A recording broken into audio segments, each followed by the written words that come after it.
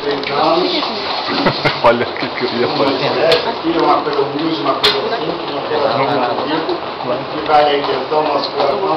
Só tem amigos aqui da religião, da seita, pessoas que conhecem o culto do Candomblé, falando quanto é difícil a gente fazer uma sala, quanto é difícil, porque é toda uma história para fazer o Candomblé, é bom, é o guri, é a função do dia a dia, então, tanto uma pessoa humilde, uma pessoa simples, como eu sou humilde, sou simples, está tomando a obrigação, que importa é a obrigação que tomou comigo, né, dos voz, das coisas dele.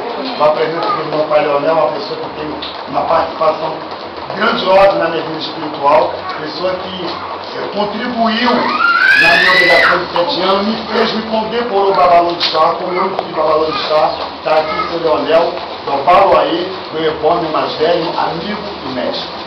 Obrigado pela presença. Minha mãe Marilda, a pessoa da casa do meu Babalorixá atual, Yarubá da casa, minha tia Sandra, aqui a Tereza da casa, do Fernando do Baluaí, que é uma pessoa também que tem uma história aqui, uma das grandes mães de santos daqui de São João do Meriti, e isso é muito importante. Obrigado pela presença também. Muito agradecido. Nós também temos Márcio do Amolu, fazendo uma obrigação de 3 anos. Nada mais. A gente é muito simples, muito prático.